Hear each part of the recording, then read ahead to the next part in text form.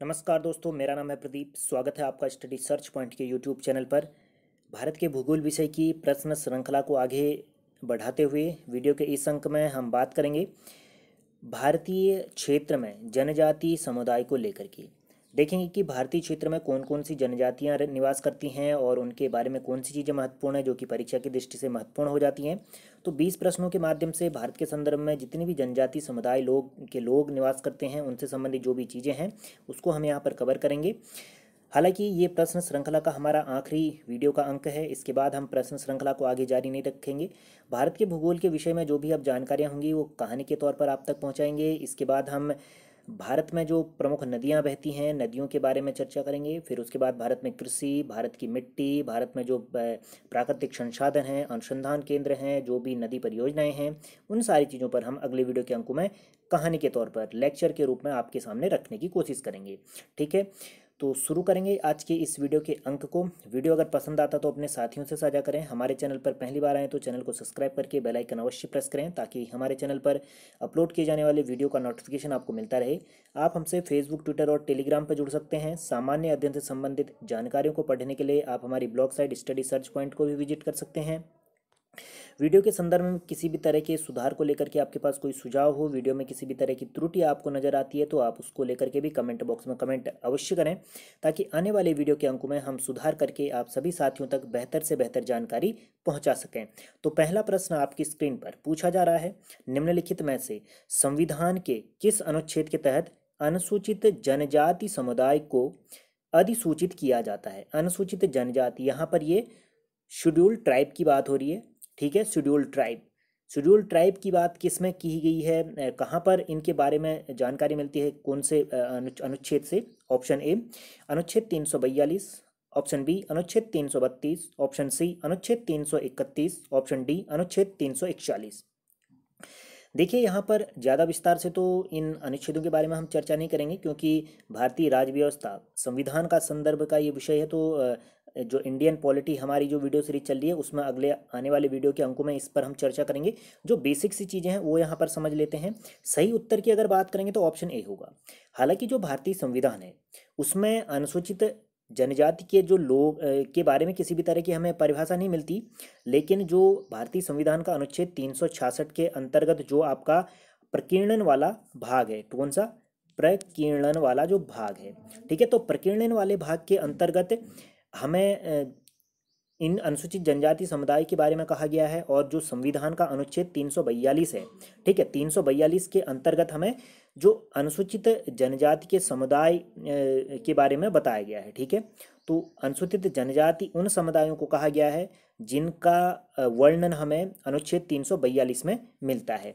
और अनुच्छेद 342 आपको ध्यान देना है, अनुच्छेद 342 है और जो अनुच्छेद 330 से शुरू होता है। तो अनुच्छेद 330 से लेकर के अनुच्छेद 342 तक संविधान के भाग 16 में, ठीक है, संविधान के भाग 16 में अनुच्छेद 330 से लेकर के अनुच्छेद 342 तक आपके अनुसूचित जाति, अनुसूचित जनजाति और पिछड़े वर्ग के साथ साथ जो आंग्ल भारतीय से संबंधित जो लोग हैं उनके लिए विशेष प्रावधान यहाँ पर बनाए गए हैं। ठीक है, भाग 16 के अंतर्गत अनुच्छेद 330 से लेकर के अनुच्छेद 342 तक अनुसूचित जाति, एससी, अनुसूचित जनजाति, ST, schedule tribe, schedule caste, पिछड़ा वर्ग के लिए, बैकवर्ड जो लोग हैं उनके लिए, और उसके अलावा जो आंग्ल भारतीय समुदाय के लोग हैं उनके लिए विशेष उपबंध यहाँ पर बनाए गए हैं।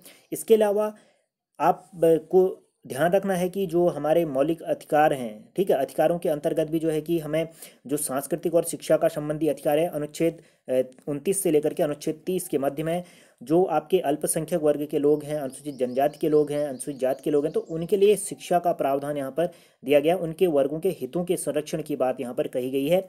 अनुच्छेद 29 से लेकर के 30 में सांस्कृतिक और शिक्षा संबंधी अधिकार दिए गए हैं आपके अनुसूचित जाति और अनुसूचित जनजाति के लोगों को। ठीक है, इसके अलावा बात करेंगे जो संविधान की 5वीं अनुसूची है। 5वीं अनुसूची के तहत अनुच्छेद 244 में, 5वीं अनुसूची के तहत अनुच्छेद 244 के अंतर्गत भी अनुसूचित और अनुसूचित जाति तथा अनुसूचित जनजाति के जो क्षेत्र हैं उनके लिए उन क्षेत्रों में प्रशासन पद्धति और नियंत्रण के बारे में बात कही गई है। कौन से अनुच्छेद में? अनुच्छेद 244 के अंतर्गत अनुसूची 5 में। ठीक है। और अनुसूची जो छठी है, छठी अनुसूची, पांचवी अनुसूची के बाद छठी अनुसूची आती है। और छठी अनुसूची में भी हम यहाँ पर देखते हैं कि अनुच्छेद जो 244 का है और उसके अलावा जो अनुच्छेद 275 का है। ठीक है, अनुच्छेद 244 और अनुच्छेद 275 में भी हम देखते हैं कि मुख्य रूप से जो राज्य यहाँ पर शामिल हैं, 4 राज्य यहाँ पर शामिल हैं। ठीक है, 4 राज्य शामिल हैं। एक तो आपका असम है, दूसरा आपका मेघालय है। असम, मेघालय पूर्वोत्तर के ये हमारे राज्य हैं।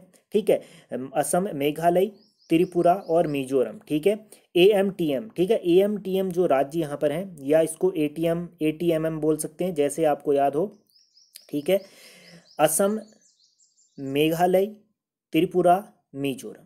तो इन 4 राज्यों के बारे जो जनजाति क्षेत्र हैं उनके प्रशासन से संबंधित प्रावधान यहाँ पर दिए गए हैं छठी अनुसूची में, जो कि आपका संविधान का कौन सा अनुच्छेद है, 244 और 275। ठीक है, चलिए बढ़ेंगे अगले प्रश्न की तरफ। यहाँ पर जितनी भी चीज़ें संविधान में वर्णित हैं वो सारी लगभग क्लियर हो गई हैं। जो भी अनुच्छेद पूछे जाते हैं कि कौन से भाग में अनुसूचित जाति, अनुसूचित जनजाति, पिछड़े वर्गों के लिए प्रावधान किया गया है, तो भाग 16 में अनुच्छेद 330 से लेकर के 342 के मध्य। दूसरा प्रश्न आपकी स्क्रीन पर पूछा जा रहा है, भारत की प्राकृतिक विविधता को देखते हुए जनजातीय क्षेत्रों को कितने भागों में बांटा गया है। तो भारत की प्राकृतिक विविधता के आधार पर भारत जो है विविधताओं में एकता का प्रतीक यहाँ पर भारत है। ठीक है, अनेकता में एकता कह सकते हैं। तो उसी को ध्यान में रखते हुए जनजातीय क्षेत्रों को कितने भागों में बांटा जा सकता है, ये आपको बताना है। ऑप्शन ए 6 भागों में, ऑप्शन बी 5 भागों में, ऑप्शन सी 7 भागों में, ऑप्शन डी 8 भागों में। सही उत्तर की बात करेंगे तो ऑप्शन सी होगा, 7 भागों में यहाँ पर बांटा जाता है। और 7 भाग ये कौन कौन से हैं आपको ध्यान देना है। एक तो आपका उत्तरी क्षेत्र हो गया, यानी कि नॉर्थ रीजन। ठीक है, उत्तरी क्षेत्र यहाँ पर है, नॉर्थ रीजन आएगा। और उसके बाद जो दूसरा है वो पूर्वोत्तर क्षेत्र आपका। ठीक है, ईस्ट नॉर्थ। ठीक है, ईस्ट नॉर्थ वाला एरिया, नॉर्थ ईस्ट जिसको कह सकते हैं, ईस्ट नॉर्थ कह लें, नॉर्थ ईस्ट कह लें। नॉर्थ ईस्ट वाला जो एरिया है, पूर्वोत्तर का जो क्षेत्र है वह आता है। दूसरा जो है कि ईस्टर्न एरिया आता है, पूर्वी क्षेत्र आता है, जिसमें उड़ीसा, पश्चिम बंगाल वाला क्षेत्र आता है। ठीक है, उसके बाद हम यहाँ पर देखते हैं कि आपका मध्य वाला क्षेत्र आता है, मध्य प्रदेश, गुजरात, महाराष्ट्र वाला क्षेत्र जो आता है, मध्य वाला क्षेत्र आता है। फिर उसके बाद हम पश्चिमी वाला क्षेत्र देखते हैं। ठीक है, वेस्टर्न वाला क्षेत्र देखते हैं। वेस्टर्न वाले क्षेत्र में क्या होता है, जो आपका राजस्थान, पंजाब और ये वाला जो क्षेत्र है, गुजरात वाला जो क्षेत्र है, तो वो वाला क्षेत्र आ जाता है इसमें। इसके अलावा फिर दक्षिण वाला क्षेत्र देखते हैं। दक्षिण वाला क्षेत्र जो नीलगिरी की पहाड़ियाँ हैं, तमिलनाडु, कर्नाटक, केरल वाला क्षेत्र है, आंध्र प्रदेश वाला, तो वो वाला क्षेत्र यहाँ पर दक्षिण में आ जाता है। फिर द्वीपीय क्षेत्र आ जाते हैं। द्वीपीय क्षेत्र कौन से हैं, अंडमान निकोबार और लक्षद्वीप। ठीक है, लक्षद्वीप में जो भी जनसंख्या निवास करती है लक्षद्वीप की, वो सारी की सारी अनुसूचित जाति की है, अनुसूचित जनजाति की है, माफ कीजिएगा, अनुसूचित जाति की नहीं है। लक्षद्वीप की समूची जनसंख्या अनुसूचित जनजाति में आ जाती है, क्योंकि वहाँ पर विकास, इंफ्रास्ट्रक्चर इतना अच्छा नहीं है। ठीक है, तो सारी की सारी जनसंख्या, जनसमुदाय वहाँ का आपका अनुसूचित जनजाति के क्षेत्र में आ जाता है। अंडमान में भी जनजाति क्षेत्र पाए जाते हैं। ठीक है, और जो कि द्वीपीय क्षेत्र में आ जाते हैं। तो 7 भाग आप पहचान गए हैं, उत्तर का क्षेत्र, पूर्वोत्तर का क्षेत्र, पूर्वी क्षेत्र, मध्य क्षेत्र, पश्चिमी क्षेत्र, दक्षिण का क्षेत्र और द्वीपीय क्षेत्र। बढ़ेंगे अगले प्रश्न की तरफ। तीसरा प्रश्न आपकी स्क्रीन पर पूछा जा रहा है, वर्ष 2011 की जनगणना के अनुसार भारत की कुल जनसंख्या में जनजाति समुदाय का कितना प्रतिशत भाग है। तो जनजाति समुदाय का जो है कि पूरी जनसंख्या में जो है कि कितना प्रतिशत भाग यहाँ पर है, जनसंख्या में कितना प्रतिशत वो योगदान करते हैं। ऑप्शन ए लगभग 8%, ऑप्शन बी लगभग 9%, ऑप्शन सी लगभग 6%, ऑप्शन डी लगभग 11%। सही उत्तर की बात करेंगे ऑप्शन ए होगा लगभग 8%। अगर पूरी तरह एग्जैक्ट फिगर की बात करेंगे तो 8.6% ये रेशियो है। 2011 की जनगणना के आधार पर ये डेटा है कि 2011 की जनगणना के आधार पर जो भारत में जनसंख्या निवास करती है, ठीक है, 100% भारत में जनसंख्या निवास करती है, तो उसका 8.6% भाग जो है कि वो अनुसूचित जनजाति लोगों का है। ठीक है, बढ़ेंगे अगले प्रश्न की तरफ। यहाँ पर एक चीज़ और स्पष्ट करते हुए चलते हैं, जो आपका सबसे ज़्यादा अनुसूचित जनजाति के जो राज्य हैं जहाँ पर अनुसूचित जनजाति के लोग निवास करते हैं या समुदाय निवास करता है, तो वह आपका मध्य प्रदेश में सबसे ज़्यादा करता है, मध्य प्रदेश MP में, फिर उसके बाद महाराष्ट्र में आता है, फिर ओडिशा में। ठीक है, तो मध्य प्रदेश, महाराष्ट्र और उड़ीसा ये 3 ऐसे राज्य हैं शीर्ष के जहाँ पर सबसे ज़्यादा जनजाति समुदाय निवास करता है। ठीक है, चलिए बढ़ेंगे अगले प्रश्न की तरफ। चौथा प्रश्न आपकी स्क्रीन पर पूछा जा रहा है, वर्ष 2011 की जनगणना के अनुसार निम्नलिखित में से किस राज्य में कोई भी जनजाति समुदाय निवास नहीं करता?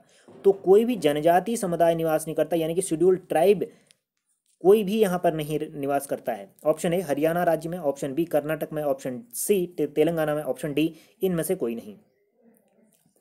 देखिए सही उत्तर की बात करेंगे तो ऑप्शन ए होगा, हरियाणा राज्य में। हरियाणा राज्य ऐसा है, हरियाणा और पंजाब, ठीक है, हरियाणा और यहाँ पर पंजाब। दूसरा आपका जो केंद्र शासित प्रदेश है, ठीक है, चंडीगढ़, ठीक है, चंडीगढ़ आ जाएगा। और तीसरा जो आपका जो चौथा नंबर का और दूसरा केंद्र शासित प्रदेश जो है वो आपका दिल्ली आ जाता है। और तीसरा जो है कि वो आपका पांडिचेरी आ जाता है। तो ये 5 राज्य और केंद्र शासित प्रदेश आपको याद रखने हैं। एक तो शुरू में जो है कि हरियाणा, दूसरा जो है कि पंजाब, फिर उसके बाद हम देखते हैं कि चंडीगढ़, फिर उसके बाद दिल्ली और फिर उसके बाद पांडिचेरी। तो ये ऐसे राज्य और केंद्र शासित प्रदेश हैं जहाँ पर अनुसूचित जनजाति का कोई भी सदस्य निवास नहीं करता है, ठीक है, कोई भी मतलब उनकी जनगणना यहाँ पर नहीं की जाती या यहाँ पर कोई निवास नहीं करता है, ठीक है। ये 2011 की जनगणना के आधार पर है।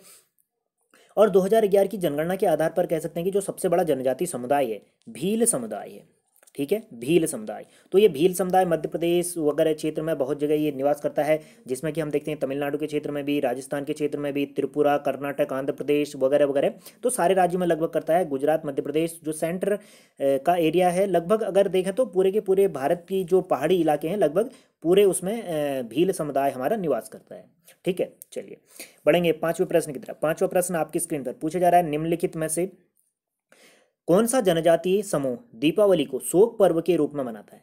तो शोक पर्व के रूप में कौन सा जनजातीय समूह जो है कि दीपावली त्योहार को बनाता है, ये आपको बताना है। Option A Tharu, option B Gaddi, option C Bhil, option D Sahariya.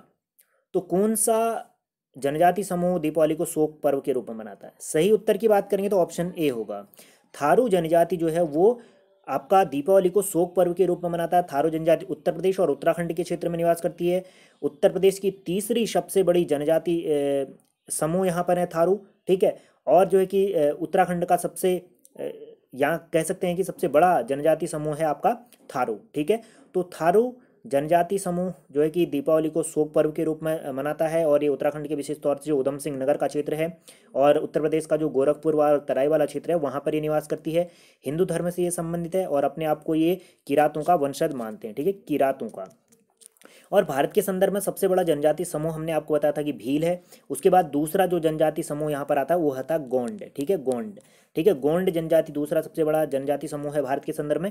तीसरे नंबर पर अगर बात करेंगे, तीसरे और चौथे नंबर पर तो संथाल आता है तीसरे नंबर पर, चौथे नंबर आता है नेकदा, ठीक है, नेकदा चौथे नंबर पर आता है और संथाल तीसरे। 3 नंबर आप याद कर लीजिए, भील, गोंड और संथाल, ठीक है।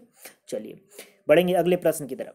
छठा प्रश्न आपकी स्क्रीन पर पूछा जा रहा है, निम्नलिखित में से किस जनजाति समूह में बहुपति विवाह प्रथा अपनाई जाती है या बहुपति विवाह प्रथा प्रचलित रहती है? किस जनजाति में? ऑप्शन ए खरवार जनजाति में, ऑप्शन बी गोंड जनजाति में, ऑप्शन सी जौनसारी जनजाति में, ऑप्शन डी संथाल जनजाति में।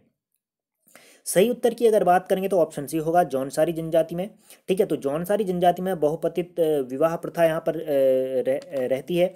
इसके अलावा जो बहुपति विवाह प्रथा है वह आपके जो है कि जो तमिलनाडु का क्षेत्र है, कर्नाटक का क्षेत्र है, वहाँ पर एक जनजाति पाई जाती है जिसका नाम है टोडा। तो टोडा जनजाति में भी आपका बहुपति विवाह प्रथा प्रचलित रहती है, ठीक है। टोडा जनजाति में भी बहुपति विवाह प्रथा प्रचलित रहती है और टोडा जनजाति अपने आप को आर्यों का वंशज यहाँ पर मानते हैं, ठीक है। और इस प्रश्न का उत्तर होगा जौनसारी जनजाति। जौनसारी जनजाति यहाँ पर उसमें भी यहाँ पर बहुपति विवाह प्रथा प्रचलित रहती है। और ये जौनसारी जनजाति जो है कि उत्तराखंड के उत्तरकाशी जनपद और देहरादून जनपद चक्राता वाले क्षेत्र में ये निवास करती है। साथ ही हिमाचल के क्षेत्र में भी इनका निवास स्थान है जौनसारी जनजाति का, ठीक है। चलिए बढ़ेंगे अगले प्रश्न की तरफ। सातवां प्रश्न आपकी स्क्रीन पर पूछा जा रहा है, निम्नलिखित में से किस जनजाति समूह में अनुलोम प्रतिलोम विवाह पद्धति प्रचलित है? अनुलोम प्रतिलोम विवाह पद्धति आपको बताना है किस जनजाति में है। ऑप्शन ए कोल जनजाति में, ऑप्शन बी खासी जनजाति में, ऑप्शन सी मरराम जनजाति में, ऑप्शन डी बुक्सा जनजाति में या इसको बोक्सा जनजाति भी कहा जाता है। तो सही उत्तर यहाँ पर होगा ऑप्शन डी, बोक्सा जनजाति।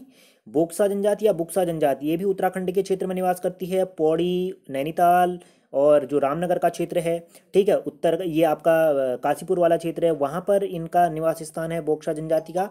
तो बोक्सा जनजाति के बारे में जो बात यहाँ पर होती है कि इनमें जो है कि जो अनुलोम प्रतिलोम विवाह पद्धति यहाँ पर प्रचलित रहती है। हालांकि बहुत सारी विवाह पद्धतियाँ जो है कि इन जनजातियों में पाई जाती है, लेकिन जो राज्यों की परीक्षाएं होती हैं वहाँ पर बहुत सारी चीज़ें पूछी जाती हैं इनसे संबंधित।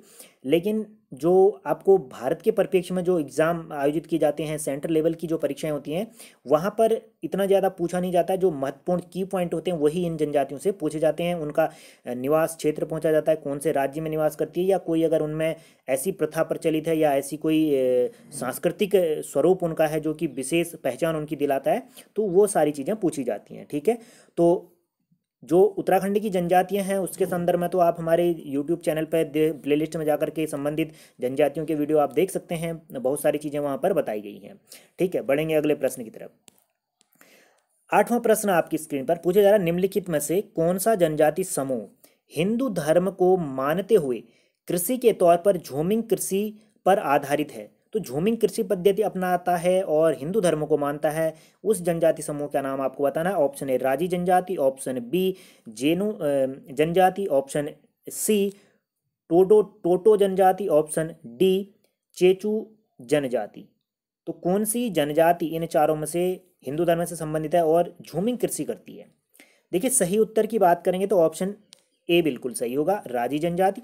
राजी जनजाति उत्तराखंड के चंपावत और पिथौरागढ़ का जो जंगल का क्षेत्र है, जो आपका कह सकते हैं कि फॉरेस्ट का जो एरिया है, वहाँ पर ये निवास करती है। और ये झूमिंग कृषि पर आधारित जो है कि इसकी कृषि पद्धति रही है। साथ ही जो है कि ये अपनी कास्ट कला के लिए बहुत ही ज़्यादा ये जानी जाती है, कास्ट कला में निपुण ये जनजाति है। ठीक है, और हिंदू धर्म को ये मानता है ये वाली जनजाति, और इसको बनरौत नाम से भी जाना जाता है। ठीक है, बनरौत या बनराजी के नाम से भी इसको जाना जाता है। ठीक है, अगर बात करें जो झूमिंग कृषि है, ठीक है, झूमिंग कृषि की बात करते हैं या स्थानांतरित कृषि की बात करते हैं, तो ये इसी तरह की कृषि गोंड जनजाति भी करती है। ठीक है, गोंड जनजाति जो कि दूसरा सबसे बड़ा जनजाति समूह है। इसके अलावा जो गारो खासी मेघालय के क्षेत्र में जो खासी जनजाति निवास करती है, तो खासी जनजाति भी इस तरह की झूमिंग कृषि करती है। अधिकतर जनजातियां जो समूह के लोग हैं वह लगभग झूमिंग कृषि पर आधारित रहे हैं, लेकिन जो मुख्य रूप से हैं गोंड, खासी और राजी जनजाति प्रमुख हैं। ठीक है, ऑप्शन के आधार पर आपको तय करना पड़ता है कि कौन सा उत्तर यहाँ पर होगा। इसके आधार पर ऑप्शन ए बिल्कुल सही होगा। बढ़ेंगे 9वें प्रश्न की तरफ। 9वां प्रश्न आपकी स्क्रीन पर पूछा जा रहा है, निम्नलिखित में से कौन सा जनजाति समूह स्वभाव से अत्यधिक क्रोधी होता है और शारीरिक रूप से ये मजबूत होता है? ऑप्शन ए असुर जनजाति, ऑप्शन बी पठार जनजाति, ऑप्शन सी कडार जनजाति, ऑप्शन डी खरवार जनजाति। तो कौन सी जनजाति इन चारों में से आपको बताना है कि अत्यधिक क्रोधी होता है स्वभाव के तौर पर और शारीरिक रूप से यह मजबूत होता है? देखिए, सही उत्तर की बात करेंगे तो ऑप्शन डी होगा, खरवार जनजाति। और खरवार जनजाति कहाँ रहती है? तो खरवार जनजाति आपके उत्तर प्रदेश के क्षेत्र में निवास करती है, मुख्य रूप से जो आपका वाराणसी, सोनभद्र, बलिया, देवरिया वाला जो जनपद का क्षेत्र है, गाजीपुर वाला। ठीक है, देवरिया, गाजीपुर, बलिया, वाराणसी, सोनभद्र वाला जो क्षेत्र है, वहाँ पर खरवार जनजाति निवास करती है। उत्तर प्रदेश की ये दूसरी सबसे बड़ी जनजाति समूह है। कौन सा? दूसरी सबसे बड़ा जनजाति समूह है उत्तर प्रदेश का। और उत्तर प्रदेश का पूछा जाएगा कि पहला जनजाति समूह कौन सा है सबसे बड़ा, तो आपको ध्यान रखना है वर्ष 2011 की जनगणना के आधार पर सबसे बड़ा जनजाति समूह जो है वो गोंड है उत्तर प्रदेश का भी। ठीक है, उत्तर प्रदेश का सबसे बड़ा जनजाति समूह यहाँ पर गोंड है, दूसरा सबसे बड़ा जनजाति समूह आपका खरवार है, और तीसरा सबसे बड़ा जनजाति समूह उत्तर प्रदेश का थारू जनजाति समूह है। ठीक है, चलिए बढ़ेंगे अगले प्रश्न की तरफ। 10वां प्रश्न आपकी स्क्रीन पर पूछा जा रहा है, गद्दी जनजाति किस क्षेत्र की नवीन प्राचीनतम जनजाति मानी जाती है? तो गद्दी जनजाति किस क्षेत्र की सबसे प्राचीनतम जनजाति मानी जाती है? ऑप्शन ए हिमाचल प्रदेश की, ऑप्शन बी आंध्र प्रदेश की, ऑप्शन सी मध्य प्रदेश की, ऑप्शन डी झारखंड की। तो गद्दी जनजाति के बारे में आपको बताना है कि कहाँ किस क्षेत्र में की यह प्राचीनतम जनजाति है। सही उत्तर की बात करेंगे तो ऑप्शन ए बिल्कुल सही होगा, हिमाचल प्रदेश की। गद्दी जनजाति का जो निवास वाला जो क्षेत्र है वो मुख्य रूप से हिमाचल प्रदेश का जो धौलाधार पर्वत श्रृंखला है, पंजाब का क्षेत्र है, तो वहाँ पर यह निवास करती है। कांगड़ा चंबा का जो क्षेत्र है, जिले वाले कांगड़ा जिला, चंबा जिला, तो वहाँ पर यह निवास करती है। और सबसे ये प्राचीनतम धौलाधार श्रेणी वाला जो क्षेत्र है उसकी सबसे प्राचीनतम जनजाति ये मानी जाती है गद्दी जनजाति। मोस्ट इंपोर्टेंट आपको ध्यान देना है। ठीक है, इसके अलावा जो आपका लद्दाख का क्षेत्र है, आपका हिमाचल प्रदेश का क्षेत्र है, पंजाब का क्षेत्र है, कश्मीर का क्षेत्र है, वहाँ पर गद्दी जाति भी रहती है, लद्दाखी जाति रहती है, और जो है कि गुज्जर जाति भी यहाँ पर निवास करती है। ठीक है, बकरवाल जाति भी यहाँ पर निवास करती है। ठीक है, बकरवाल जाति, ठीक है, बकरवाल जाति, और बारी जाति भी यहाँ पर निवास करती है। तो ये सारी की सारी जाति जो जनजाति क्षेत्र है हमारे, वो आपके लद्दाख के क्षेत्र में, कश्मीर के क्षेत्र में, और जो आपका हिमाचल का पहाड़ी क्षेत्र है वहाँ पर ये निवास करती हैं। बढ़ेंगे अगले प्रश्न की तरफ। 11वां प्रश्न आपकी स्क्रीन पर पूछा जा रहा है, निम्नलिखित में से कौन सी जनजाति गोंडवाना लैंड के मूल निवासी के रूप में जाने जाते हैं? गोंडवाना लैंड के मूल निवासी के रूप में जाने जाते हैं, ये आपको बताना है। ऑप्शन ए गोंड जनजाति, ऑप्शन बी कथोड़ी जनजाति, ऑप्शन सी कोटा जनजाति, ऑप्शन डी ओंगे जनजाति। तो कौन सी गोंडवाना लैंड की मूल निवासी के रूप में जानी जाती है, ये आपको बताना है। सही उत्तर की बात करेंगे तो ऑप्शन ए होगा गोंड जनजाति। गोंड जनजाति को यहाँ पर गोंडवाना लैंड, जिससे जो जो जिस गोंडवाना लैंड से भारतीय भूमि यहाँ पर अलग हुई है, मुख्य भूमि जो गोंडवाना की मुख्य भूमि है वह यहाँ पर विभाजित होती है। तो उसके विभाजन के फलस्वरूप हम देखते हैं कि ऑस्ट्रेलिया का निर्माण होता है, साथ ही अफ्रीका का निर्माण होता है, दक्षिण अमेरिका का, मेडागास्कर का, और भारत का निर्माण होता है। तो उसी भूमि का मुख्य जो है कि मूल निवासी माने जाते हैं गोंड जनजाति के लोग। ठीक है, गोंड जनजाति मुख्य रूप से छत्तीसगढ़, मध्य प्रदेश, उत्तर प्रदेश, और साथ ही साथ पश्चिम बंगाल, झारखंड, बिहार के क्षेत्र में, कर्नाटक, आंध्र प्रदेश, पूरे भारत के मध्य वाले क्षेत्र में जितने भी पहाड़ी क्षेत्र हैं वहाँ पर इनका निवास स्थान पाया जाता है। ठीक है, और गोंड जनजाति भी जो है कि आखेट और मछली पालन पर ये निर्भर रहती है, मछलियों और आखेट ये करती है, यानी कि शिकार पर निर्भर रहती है। और साथ ही ये स्थानांतरित कृषि यानी झूमिंग कृषि जिसको कहते हैं उसको ये कार्य करती है। और बहुत ही कम वस्त्र ये पहनते हैं, आभूषणों का पहनने का इनको शौक होता है गोंड जनजाति के लोगों में। ठीक है, एक अद्भुत छटा यहाँ पर देखने को मिलती है जनजातीय क्षेत्रों में। अगर आप कभी जाएं तो इनकी जो सांस्कृतिक रहन सहन, आवास का जो एक जीने का तरीका है वो प्रकृति के प्रेम को दर्शाता है। तो प्रकृति से जुड़े हुए लोग, पूरी तो जनजाति लोग यहाँ पर माने जाते हैं। बढ़ेंगे अगले प्रश्न की तरफ। 12वां प्रश्न आपकी स्क्रीन पर पूछा जा रहा है, निम्नलिखित में से कौन सी जनजाति ऑस्ट्रेलियाइड प्रजाति के समूह से संबंधित है? तो ऑस्ट्रेलियाइड प्रजाति से समूह से संबंधित कौन सी जनजाति है ये आपको बताना है।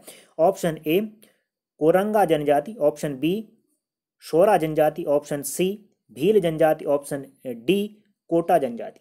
तो कौन सी जनजाति ऐसी है जो कि ऑस्ट्रेलियाइड प्रजाति से के समूह से संबंधित रही है? सही उत्तर की बात करेंगे तो ऑप्शन सी होगा भील जनजाति। तो भील जनजाति जो है कि आपको ध्यान देना, जो कि भारत का सबसे बड़ा जनजाति समूह है भील जनजाति। और भील जनजाति जो है वो जो भील शब्द है उसकी उत्पत्ति तमिल से यहाँ पर मानी जाती है, और ये एक प्रोटो ऑस्ट्रेलियाइड प्रजाति मानी जाती है। ऑस्ट्रेलियाइड प्रजाति कह लें या प्रोटो ऑस्ट्रेलियाइड प्रजाति कह लें। और इनका जो निवास स्थान है गुजरात, मध्य प्रदेश, छत्तीसगढ़, महाराष्ट्र, साथ ही साथ राजस्थान में, तेलंगाना, आंध्र प्रदेश, कर्नाटक, त्रिपुरा, आंध्र प्रदेश, ये सारे के क्षेत्रों में ये निवास करती है। और इनका एक प्रसिद्ध नृत्य है भील जनजाति का, जिसको कहते हैं घूमर नृत्य। ठीक है, घूमर घूमर नाम आपने जो है कि मूवी में गाना भी सुना होगा। तो घूमर नृत्य किस जनजाति से संबंधित है? तो भील जनजाति से संबंधित है। मोस्ट इंपोर्टेंट है घूमर नृत्य, इनकी सांस्कृतिक विविधता, पहचान को ये दर्शाता है। बढ़ेंगे अगले प्रश्न की तरफ। अगला प्रश्न आपकी स्क्रीन पर 13वां प्रश्न आपसे पूछा जा रहा है, निम्नलिखित में से किस जनजाति की शारीरिक रचना द्रविड़ लोगों से मिलती है? तो किस जनजाति की जो शारीरिक रचना है वो द्रविड़ लोगों से मिलती है, ये आपको बताना है। ऑप्शन ए यहाँ पर है संथाल जनजाति, ऑप्शन बी मुंडा जनजाति, ऑप्शन सी कोरवा जनजाति, ऑप्शन डी मंगानियर जनजाति। तो सही उत्तर आपको बताना था। सही उत्तर की अगर हम बात करेंगे तो ऑप्शन ए बिल्कुल सही होगा, संथाल जनजाति। ठीक है, संथाल जनजाति के जो शारीरिक लक्षण है वो द्रविड़ लोगों से मिलते हैं। और 2011 की जनगणना के आधार पर जो संथाल हैं उनका निवास स्थान बिहार, त्रिपुरा, पश्चिम बंगाल, उड़ीसा, झारखंड के क्षेत्र में इनका प्रमुख रूप से निवास है। और संथालों का जो एक मुख्य भोजन अगर की बात करेंगे तो चावल इनका प्रमुख भोजन है, चावल। ठीक है, तो चावल संथालों का मुख्य भोजन है। संथाल परगना आपने सुना भी होगा, बिहार के क्षेत्र में, झारखंड के क्षेत्र में इनका पूरी तरह निवास स्थान है, त्रिपुरा में, पश्चिम बंगाल में। ठीक है, उड़ीसा तक भी इनका निवास है। तो संथाल की जो शारीरिक रचना है संथाल जनजाति की वो द्रविड़ लोगों से मिलती है। बढ़ेंगे अगले प्रश्न की तरफ। 14वां प्रश्न आपकी स्क्रीन पर पूछा जा रहा है, निम्नलिखित में से कौन सी जनजाति सरहुल त्योहार को, जो सरहुल त्योहार है उसको फूलों के त्योहार के रूप में मनाता है। सरहुल त्योहार को फूलों के त्योहार के रूप में कौन सी जनजाति मनाती है? ऑप्शन ए खासी जनजाति, ऑप्शन बी कोल जनजाति, ऑप्शन सी मुंडा जनजाति, ऑप्शन डी जौनसारी जनजाति। तो सरहुल त्योहार किस जनजाति का है? सीधी सी भाषा में अगर बात की जाए ये आपको बताना है। सही उत्तर की बात करेंगे तो ऑप्शन सी होगा मुंडा जनजाति। तो मुंडा जनजाति जो कि झारखंड में, बिरसा मुंडा आपने सुना भी होगा, बिहार के क्षेत्र से, झारखंड में, बिहार में, छत्तीसगढ़ में, उड़ीसा में, त्रिपुरा में, पश्चिम बंगाल में, तो इन वाले क्षेत्रों में आपकी संथाल जनजाति भी रहती है और मुंडा जनजाति भी रहती है। और मुंडा जनजाति के प्रमुख त्योहार जो हैं यहाँ पर, एक तो जो है कि फागु त्योहार ये मनाते हैं, सरहुल त्योहार बनाते हैं, मोस्ट इम्पोर्टेंट है सरहुल त्योहार, मार्च अप्रैल माह में ये मनाते हैं। और ये फूलों का त्योहार के नाम से जाना जाता है, सरहुल त्योहार, ठीक है। और जो है कि एक और त्योहार बनाते हैं कर्मा त्योहार, ठीक है, कर्मा त्योहार भी ये बनाते हैं, और भागे त्योहार भी ये बनाते हैं, ठीक है, भागे त्योहार, कर्मा त्योहार और फागु त्योहार। चलिए बढ़ेंगे अगले प्रश्न की तरफ। 15वां प्रश्न आपकी स्क्रीन पर पूछा जा रहा है, कौन सी जनजाति मुख्यतः जंगली कंदमूल, जो फल होते हैं जंगली कंदमूल और शिकार पर निर्भर है? ऑप्शन ए रेयांग जनजाति, ऑप्शन बी कमार जनजाति, ऑप्शन सी कोरबा जनजाति, ऑप्शन डी कोलम जनजाति। तो कौन सी जनजाति जो है कि मुख्य रूप से आपके कंदमूल और शिकार पर ही निर्भर है? कृषक बहुत ही कम है, यानी कि अब जो है कि इनमें जो है कि कृषि प्रधान समाज यहाँ पर विकसित हो रहा है, लेकिन फिर भी पूरी तरह से जंगली कंदमूल और शिकार पर निर्भर है। सही उत्तर की अगर हम बात करेंगे तो इसका जो सही उत्तर होगा ऑप्शन सी कोरबा जनजाति। कोरबा जनजाति का जो मुख्य क्षेत्र है वो झारखंड और छत्तीसगढ़ के क्षेत्र में ये निवास करती है। हालांकि अब कुछ कुछ जो है कि जो ये कोरबा जनजाति के लोग हैं वो कृषि प्रधान समाज की तरफ अग्रसर हो रहे हैं, इनका विकास हो रहा है धीरे धीरे, और ये जो है कि पूर्णतः अभी भी कुछ हद तक जंगली कंदमूल और शिकार पर ही निर्भर है। ठीक है, बढ़ेंगे अगले प्रश्न की तरफ। 16वां प्रश्न आपकी स्क्रीन पर पूछा जा रहा है, अपनी संगीत परंपरा के लिए निम्नलिखित में से कौन सी जनजाति विख्यात है? तो अपनी संगीत परंपरा के लिए निम्नलिखित में से कौन सी ऐसी जनजाति है जो कि विख्यात है? ऑप्शन ए मांगनियर जनजाति, ऑप्शन बी टोडी जनजाति, ऑप्शन सी जेनु जनजाति, ऑप्शन डी कट्टू नायक जनजाति। तो कौन सी जनजाति अपनी संगीत परंपरा के लिए प्रसिद्ध है, ये आपको बताना है। सही उत्तर की अगर हम बात करेंगे तो ऑप्शन ए सही यहाँ पर होगा, मांगनियर जनजाति। और जो मांगनियर जनजाति है, ये मांगनियर जनजाति राजस्थान के जो रेगिस्तानी इलाका है वहाँ पर निवास करती है, और साथ ही ये जो पाकिस्तान का सिंध प्रांत है उसमें भी ये काफ़ी बड़ी संख्या में निवास करती है। और यह एक ऐसी जनजाति है जो कि मुस्लिम जनजाति रही है, मुस्लिम जनजाति से संबंधित रही है, ये मुस्लिम जनजाति रही है मांगनियर जनजाति, और यह अपनी संगीत परंपरा के लिए प्रसिद्ध है। ठीक है, तो अपनी संगीत परंपरा के लिए विख्यात रही है आपकी मांगनियर जनजाति, राजस्थान के रेगिस्तानी क्षेत्रों में और सिंध प्रांत पाकिस्तान के क्षेत्र में बड़ी तादाद में ये निवास करती है।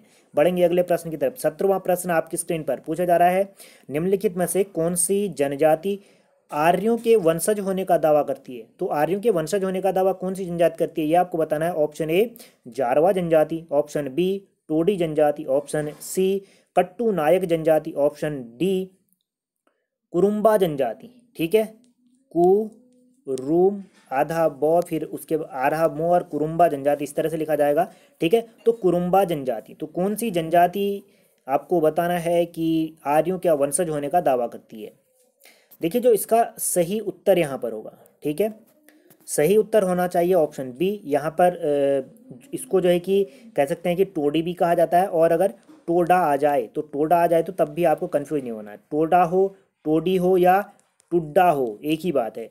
टोडी, टोडा, टुड्डा, तीन नाम आपको याद रखने हैं। यह ऐसी जनजाति है जो कि आप अपने आप को आर्यों का वंशज मानती है। टोडी जनजाति हो, टुड्डा जनजाति हो या टोडा जनजाति हो, और मुख्य रूप से ये जनजाति जो तमिलनाडु नीलगिरी की जो पहाड़ियाँ हैं वहाँ पर ये इसका निवास स्थान है। और ये एक पशुचारक समाज है, ठीक है, पशुचारक समाज है। इसमें भी बहुपतित्व विवाह प्रथा प्रचलित है। जिस तरह से जौनसारी जनजाति में हमने देखा था बहुपतित्व विवाह प्रथा, तो उसी तरह से टोडी, टोंडा या टुंडा जनजाति में भी बहुपतित्व विवाह प्रथा प्रचलित है। बढ़ेंगे अगले प्रश्न की तरफ। 18वां प्रश्न आपकी स्क्रीन पर पूछा जा रहा है, निम्नलिखित में से कौन सा जनजाति आवासीय क्षेत्र अन्य मानवीय गतिविधियों के लिए निषिद्ध किया गया, यानी कि वहाँ पर किसी भी तरह के मानव को जाने की अनुमति नहीं है। ऑप्शन ए जारवा जनजाति का, ऑप्शन बी ओंगे जनजाति का, ऑप्शन सी खरिया जनजाति का, ऑप्शन डी बैगा जनजाति का। तो देखिए इसका जो सही उत्तर होगा ऑप्शन ए होगा जारवा जनजाति। और जारवा जनजाति आपके अंडमान निकोबार जो द्वीप समूह है दक्षिणी अंडमान के क्षेत्र में और मध्य अंडमान के क्षेत्र में इनका निवास स्थान है। मुख्य रूप से दक्षिणी अंडमान और मध्य अंडमान के क्षेत्र में ये निवास करते हैं और यहाँ पर किसी भी तरह इनके इलाके में किसी भी तरह की मानवीय गतिविधियाँ निषिद्ध हैं, यानी कि मानवीय गतिविधियों पर यहाँ पर रोक लगाई रखी है जारवा जनजाति की क्षेत्र में। ऑप्शन ए बिल्कुल सही होगा, जो कि अंडमान निकोबार द्वीप समूह केंद्र शासित प्रदेश में निवास करती है। बढ़ेंगे अगले प्रश्न की तरफ। 19वां प्रश्न आपकी स्क्रीन पर पूछा जा रहा है, हो, भूमिज और बिरहोर जनजाति किस राज्य में निवास करती है? बिरहोर जनजाति, भूमिज जनजाति, हो जनजाति किस राज्य में निवास करती है? ऑप्शन ए झारखंड राज्य में, ऑप्शन बी छत्तीसगढ़ राज्य में, ऑप्शन सी असम राज्य में, ऑप्शन डी नागालैंड राज्य में। तो देखिए इसका जो सही उत्तर यहाँ पर होगा वह होगा ऑप्शन ए झारखंड राज्य में आपकी हो जनजाति भी निवास करती है, भूमिज जनजाति भी और बिरहोर जनजाति भी यहाँ पर निवास करती है, असुर जनजाति भी यहाँ पर निवास करती है अभी, ठीक है, असुर जनजाति और बैगा जनजाति जो हमने अभी आपको ऊपर यहाँ पर आप देख रहे होंगे ऑप्शन में, इस वाले ऑप्शन में जो बैगा जनजाति है वो भी यहाँ पर आपके झारखंड के क्षेत्र में भी निवास करती है, ठीक है। तो मोस्ट इम्पोर्टेंट है, आपको ध्यान देना है। बढ़ेंगे अगले प्रश्न की तरफ। आखिरी प्रश्न इस प्रश्न श्रृंखला का 20वां प्रश्न पूछा जा रहा है आपसे, चियांग तिब्बती जनजाति समूह है जो कि अर्ध खानाबदोश जनजाति है वह किस क्षेत्र में निवास करती है? चियांग तिब्बती जनजाति समूह का एक अर्ध घुमंतु खानाबदोश जाति है। खानाबदोश जाति के बारे में बात हो रही, अर्ध खानाबदोश जाति वह किस क्षेत्र में निवास करती है ये आपको बताना। ऑप्शन ए अरुणाचल प्रदेश के क्षेत्र में, ऑप्शन बी सिक्किम के क्षेत्र में, ऑप्शन डी लद्दाख के क्षेत्र में, ऑप्शन सी लद्दाख के क्षेत्र में, ऑप्शन डी हिमाचल प्रदेश के क्षेत्र में। सही उत्तर की अगर हम बात करेंगे तो इसका जो आपका सही उत्तर होगा वो होगा लद्दाख का क्षेत्र। लद्दाख के जास्कर जो लद्दाख का जो जास्कर पर्वत श्रृंखलाएं हैं और जो कश्मीर वाला जो क्षेत्र आ जाता है उस वाले क्षेत्र में इनका निवास स्थान हमें देखने को मिलता है जो कि अर्ध खानाबदोश जाति है। तो अर्ध खानाबदोश जाति का निवास कहाँ पर है? लद्दाख कश्मीर का जो जास्कर पर्वत श्रृंखलाएं हैं वहाँ पर इनका निवास हमें देखने को मिलता है। तो ये सारी चीज़ें जनजाति समुदाय से संबंधित चीज़ें रही थी जिन्होंने कि कह सकते हैं कि प्रकृति को सजोने में संवारने में बहुत बड़ा अपना योगदान दिया है और लगातार इस क्षेत्र में ये कार्य करते आ रहे हैं। और जो भी यानी कि प्रकृति से जो प्रेम लगाव है और अपने विकास अपने भरण पोषण के साथ जो प्रकृति का संरक्षण करना है वो अगर किसी को सीखना है तो इन जनजाति समुदायों से सीखना होगा और जिससे कि हम आने वाले समय में एक बेहतर विकास के साथ अपने जो ज़रूरतें हैं उनको पूरा कर सकें ताकि पर्यावरण की कम से कम क्षति हो यहाँ पर। और जो बदलाव लगातार हम प्रकृति में देखते हैं कभी कुछ अभी हम देख रहे हैं कि इसी प्रकृति की जद्दोजहद में जो हम देख रहे हैं कि नोवल कोरोना वायरस जो कि जीवों लगातार हत्या के चलते और हम देखते हैं कि एक अपनी कह सकते हैं कि अपने शौकों को पूरा करने के लिए अपने ज़रूरतों को पूरा करने के लिए एक तरह से प्रकृति का दोहन हमने करा तो उसके बदले में प्रकृति भी हमें उपहार देती है। उपहार कैसे मिलते हैं देखिए, कुछ यहाँ पर कभी सुनामी आ जाती है, कभी भूकंप आ जाता है, कभी रोग आ जाते हैं। तो हमें इन चीज़ों से कैसे बचना है, इन सारी चीज़ों को ध्यान में रखते हुए अपने विकास को कैसे करना है, तो प्रकृति का संरक्षण यहाँ पर जरूरी है। उम्मीद है ये वीडियो का अंक आपको पसंद आया होगा और बहुत सारी चीज़ें आपको यहाँ पर सीखने को मिली होंगी। और आप किसी भी राज्य में निवास कर रहे हों तो अपने राज्यों में जो रहने वाली जो जनजाति क्षेत्र हैं तो उनके बारे में आप पढ़ें, उनके सांस्कृतिक विविधताओं को आप देखें, उनके बारे में जानने की आपकी इच्छा होनी चाहिए, उनके प्रति सम्मान आपका होना चाहिए, हीन भावना आपके मन में नहीं होनी चाहिए, उनके प्रति समर्पण त्याग जो उनका है प्रकृति को लेकर के, ठीक है। तो वो चीज़ आपको एक अंदर से ऊर्जा देनी चाहिए कि हमें भी प्रकृति के लिए कुछ करना चाहिए। तो इसी क्रम को आगे बढ़ाते हुए मिलेंगे अपने अगले वीडियो के अंक में। हालांकि प्रश्न श्रृंखला सीरीज हमारी ये आखिरी अंक है उसके अंतर्गत, लेकिन अगले जो भूगोल विषय के वीडियो के अंक आएंगे वो आपके सामने हम लेते हुए आएंगे जिसमें कि विभिन्न विभिन्न विषयों की जानकारी, जिसमें नदियों से संबंधित जानकारी आएंगी, नदी परियोजना आएंगी, प्रमुख संस्थान आएंगे, भारत में फसलें और कृषि के बारे में चर्चा करेंगे, भारत के जो यहाँ पर कह सकते हैं कि मिट्टी है, मिट्टी के बारे में, और अन्य जो चीज़ें हैं भारत के संदर्भ में, भारतीय भूगोल में जो जो चीज़ें आती हैं वो यहाँ पर हम कवर करने की कोशिश करेंगे। चलते चलते एक इमेज आपके सामने हम छोड़ते हुए जा रहे हैं, जिसमें आपको यहाँ पर देखना है कि जो जनजाति क्षेत्र हैं हमने वो यहाँ पर स्क्रीन पर लिखे हुए हैं, आप इनको यहाँ पर देख सकते हैं। इसका आप स्क्रीनशॉट ले सकते हैं। महत्वपूर्ण जो जनजाति क्षेत्र हैं वो आप देख सकते हैं, ठीक है। ये इन जनजातियों का मूल निवास है। हालांकि एक जनजाति जो है वो एक से अधिक क्षेत्रों में भी निवास करती है। वो सारी की सारी चीज़ें आपको ध्यान देनी है, ठीक है। तो जो मुख्य मुख्य जनजातियां हैं, जिस राज्य में जो पर्टिकुलर जो जिनका जो रीजन है जहाँ पर उनका मूल निवास है, वो सारी चीज़ें यहाँ पर दी गई हैं। आप इसका स्क्रीनशॉट ले सकते हैं, ठीक है। चलिए मिलते हैं अपने अगले वीडियो के अंक में। तब तक के लिए अपने अपनों का ध्यान रखें, घर पर रहें, सुरक्षित रहें और अपनी पढ़ाई पर नियमित फोकस बनाए रखें। मिलेंगे अपने अगले वीडियो के अंक में। जय हिंद, जय भारत।